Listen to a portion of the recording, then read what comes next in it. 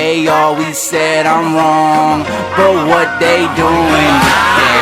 I think they want me gone, but I ain't going away. They told me I was wrong, but look at my ass today. Da da da da da da da da da da da.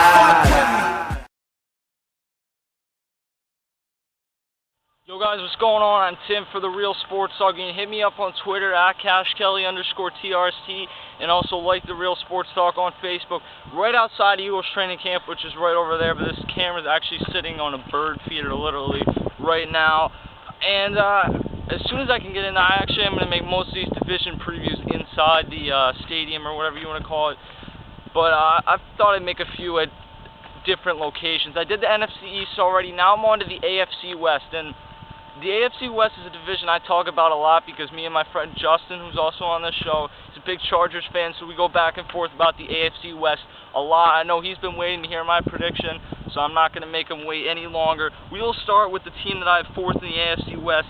That is the Oakland Raiders. I don't think that they're going to be a terrible team. I think they'll certainly be competitive in a lot of their games, but I just have so many questions about Carson Palmer. He really struggled once they got him there last year. Can Darren McFadden stay healthy? And the thing that saved the Raiders last year when Darren McFadden couldn't stay healthy was the fact that they had Michael Bush, who left for the Bears this offseason.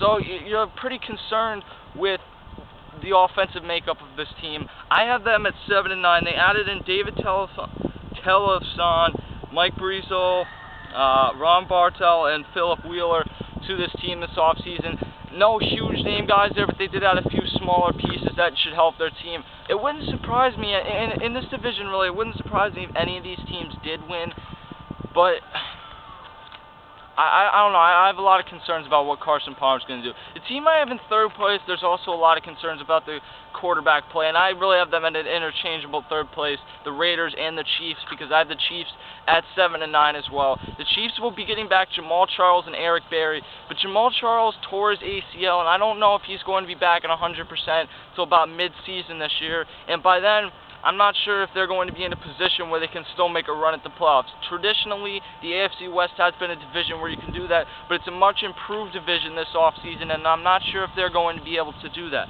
They added in Peyton Hillis, and they're getting, as I mentioned, Jamal Charles and Eric Berry, who both tore their ACLs last year. They're getting them back. Eric Berry, obviously the big-time safety. And then they brought in Brady Quinn as a backup from the Denver Broncos. I like that pickup a lot.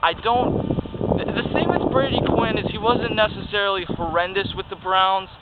He just wasn't what they thought he was going to be. And I think that there's a lot of people calling for Matt Castle to be done as the quarterback of the Kansas City Chiefs. And it's really funny because if you remember the year Matt Castle stepped in for Tom Brady, there are people saying, Matt Castle's younger, get rid of Tom Brady and keep Matt Castle. And I'm just like, Tom Brady is one of the top 5 quarterbacks that ever played, and you want to get rid of him for a system quarterback, which really is what he was. And he worked somewhat well early on with Todd Haley. Last year, though, he had 10 touchdowns, only 9 interceptions. He missed a lot of games unhealthy. I'm glad that they secured the backup quarterback position with Brady Quinn, and I would not be surprised if by the end of the year he is the starter. I have the Chiefs at 7-9. In third place at 8-8, I have the San Diego Superchargers. A tough schedule for them this year. They add Malcolm Floyd, they keep Malcolm Floyd. They add in Robert Meacham from the Saints. They got Jackie Battle, Edwin Baker, and Ronnie Brown to add to the mix at running back behind Ryan Matthews. If I had to guess, Ronnie Brown will be the odd man out there because they're only going to keep 3 running backs on the roster, and I doubt Ronnie Brown would be a guy that would accept going to a practice squad. I think Ronnie Brown's just done. We saw him here last year in Philly. It just really did not work out. Jackie Battle and Edwin Baker are nice pieces. A lot of it, though, is going to come down to Edwin Baker. Ryan Matthews, can he take that next step as a running back? They lost Vincent Jackson, but I actually like what they did. Malcolm Floyd was a more consistent overall receiver, and Robert Meacham's going to give them a guy that can stretch the field a little bit more, play in the slot. I like that pickup a lot of Robert Meacham. And I think that it will actually work better with Phillip Rivers. You know that Vincent Jackson would have those games where he'd go off for 10 catches and 160 yards, but he also had a lot of games where he had 1 and 2 catches and really was not helping the team. And that's the life of those deep threat type receivers, him, Deshaun Jackson, that type. And I think that Phillip Rivers forced the ball a lot last year, and he's not going to do that as much. I think he'll be back to his Pro Bowl form this year. And I think the Chargers will compete. A lot so is going to depend on what the Broncos do. I had them at 11-5. Not much to say in their offseason except, they traded Tim Tebow away to the New York Jets. Smart move. And then they went out and they got a quarterback who can actually, in the end, take them to maybe the promised land. That is Peyton Manning. I'm not a doctor. I don't know if Peyton Manning's going to be great. But considering they gave him a 5-year, $95 million deal, I would expect that they have doctors who have told him that he will be back. He will be back to his form. I mean, he is 35. I don't know if he'll ever be back to the form he was at a few years ago where he's throwing 35, 40 touchdowns.